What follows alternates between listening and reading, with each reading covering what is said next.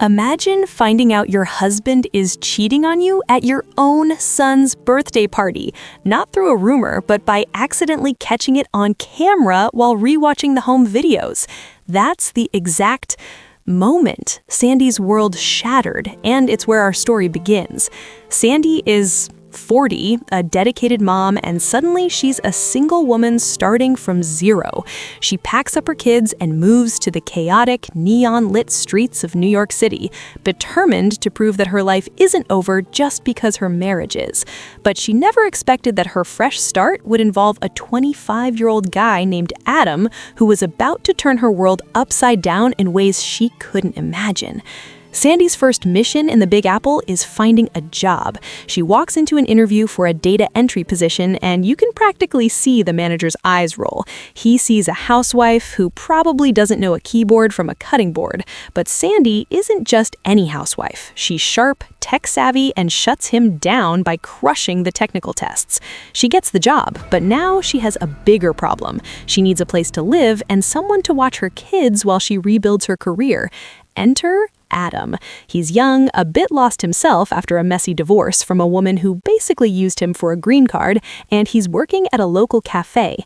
When Sandy wanders into that cafe looking for an apartment, Adam's friend Henry plays matchmaker in the most chaotic way possible. He tells Sandy about a vacant apartment and then jokes that if she needs a babysitter, Adam is a pro. Sandy, who's stressed to the max, doesn't realize he's joking. She takes it seriously, likes the apartment, and suddenly this 25-year-old guy is her new Manny. Now, Sandy's friend is already in her ear telling her she needs a man, but when Sandy spots Adam at the gym, she's mortified. She thinks of him as just a boy.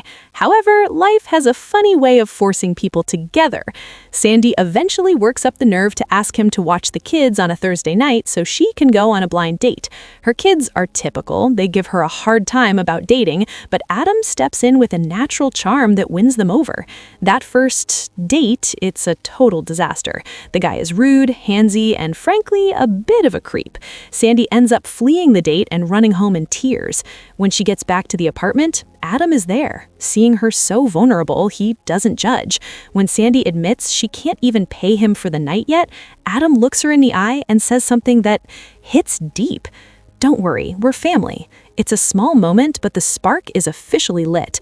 The next morning, things go from emotional to hilarious. Adam is at work when the kids burst in screaming that their mom is dead. He rushes to the apartment in a panic, only to find Sandy passed out on the bed. She wasn't dead, she just had a few too many drinks to drown her sorrows and crashed hard. When she wakes up, she's terrified she did something embarrassing, but Adam just handles it with grace, taking the kids to school so she can get to work. And guess what? That work trip pays off. Instead of being fired for being late, Sandy gets promoted to a writer for a major TV program. To celebrate, she takes Adam and the kids to dinner. The chemistry is becoming undeniable.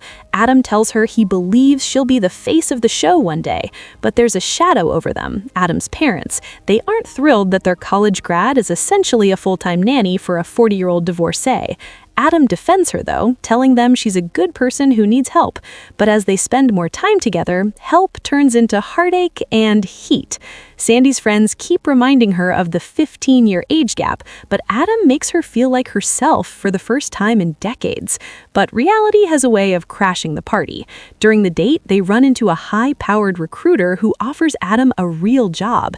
Adam turns it down on the spot, telling Sandy that being with her and the kids is all that matters. It's romantic, sure, but for Sandy, it's a red flag. Is he giving up his future for her?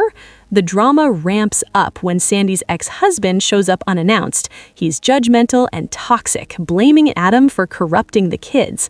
But for the first time, Sandy doesn't take it. With Adam standing behind her, she finds her voice, tells him exactly where he can go, and kicks him out. It's a huge emotional victory, but the high is short-lived. Sandy starts feeling sick, and her manager suspects she's pregnant. Sandy takes a test, and it's positive. She's terrified, but when she tells Adam, his reaction is beautiful. He's overjoyed. He wants this life with her. They go to the doctor to confirm, but then comes the bombshell. It's a false pregnancy. The realization hits Sandy like a ton of bricks. She looks at Adam, young, full of potential, with his whole life ahead of him. And she looks at herself. She decides that she's doing this to him. She feels like she's holding him back from seeing the world and having his own fresh start. In a heartbreaking scene, she ends the relationship, telling him they have no future. She breaks her own heart to save his. Years pass, the screen fades, and we see the results of that sacrifice. Adam did exactly what Sandy told him to do. He traveled, saw the world, and became a massive success. And Sandy, she became exactly what Adam predicted, a famous, high-profile broadcaster. One night, while celebrating another promotion at a restaurant, she looks across the room and sees a familiar face. It's Adam. They sit down, and the air is thick with what-ifs. Adam isn't alone, though. He has a small child with him. Sandy's heart sinks for a second, thinking he's married, but he reveals the child is adopted, a boy he found during his travels. He tells her he's still alone, having never found anyone who measured up to her. Then Adam's mother walks over. In a beautiful full-circle moment, she's no longer the judgmental critic. She tells Adam she never stopped talking about her. Sandy invites them to join her table, and as they sit down, you realize this isn't just a happily ever after. It's a happily ever after that was earned through growth and maturity. They aren't the same people they were years ago. They are better, wiser, and finally ready for each other.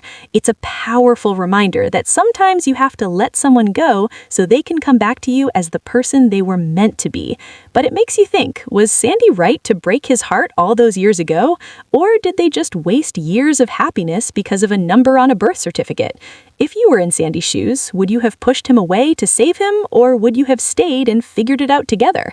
Let me know in the comments what you think about the age gap. Is it just a number, or is it a deal breaker?